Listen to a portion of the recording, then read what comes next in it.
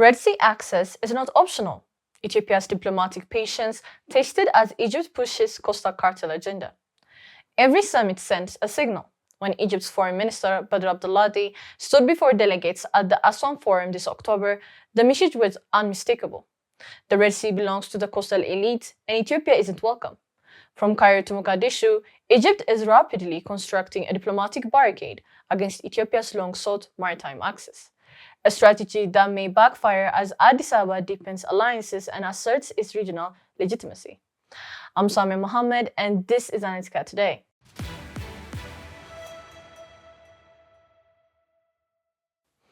Egypt's recent diplomatic offensive against Ethiopia's maritime aspirations has reignited tensions in the Horn of Africa, prompting analysts to question whether Cairo's exclusionary approach can hold.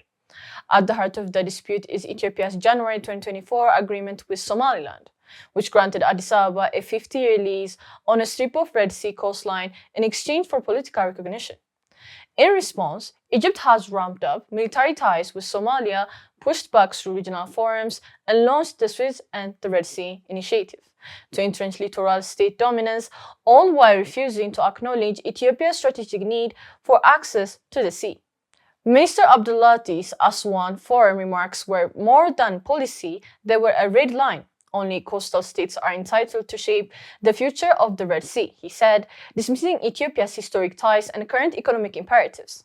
Behind the scenes, Egypt has lobbied aggressively within the African Union and Arab League to isolate Ethiopia diplomatically and framing the Somaliland Agreement as violation of Somali sovereignty and a destabilizing move. But to Ethiopian officials and growing chorus of regional observers, Egypt's rhetoric rings hollow. We are the second most populous country in Africa and the only one without direct sea access, an Ethiopian diplomat told Analytica Today. That is not sustainable, nor is it just. The agreement with Somaliland, Addis argues, is not an act of aggression, but one of economic realism. Ethiopia's Red Sea drive is not about militarization, it's about mobility. Landlocked since Eritrea's independence in 1993, Ethiopia today pays billions annually in port fees and logistics costs through Djibouti. The country's leadership views this dependency as a developmental bottleneck and geopolitical vulnerability. The Somaliland deal signed on January 1, 2024 provides a critical release valve. It offers Ethiopia direct access to the 20-kilometer coastal stretch near Berbera and provisions for a naval facility, a first step in ending decades of isolation. Prime Minister Abiy Ahmed has framed the agreement as a restoration of historical balance. This is not a confrontation, he said in a parliamentary session. It's a correction.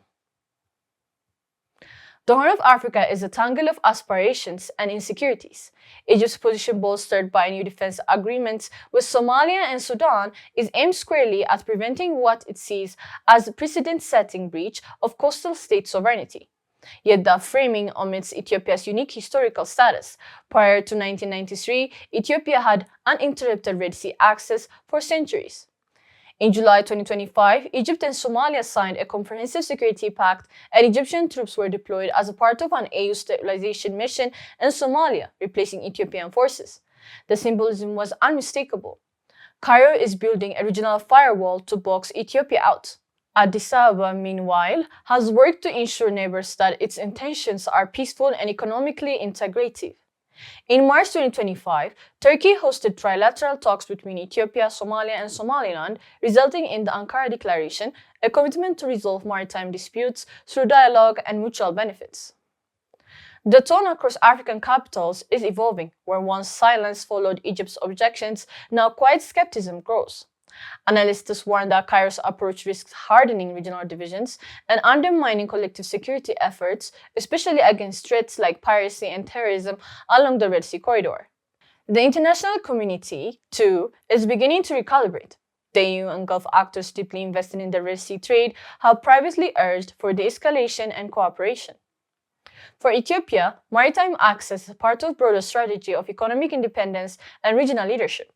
The country has already proven its capacity to execute mega projects through domestic financing, as with the Grand Ethiopian Renaissance Dam.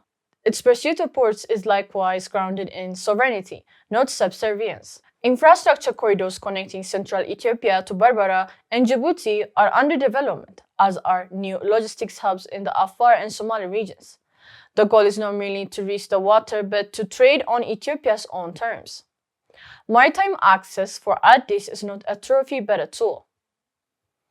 The Red Sea is fast becoming the next arena for defining what regional cooperation in Africa should look like. Egypt's attempt to create a coastal state club echoes an older model, one that prioritizes control over integration. Ethiopia's approach, by contrast, challenges the status quo by asserting the landlocked countries to have legitimate maritime rights.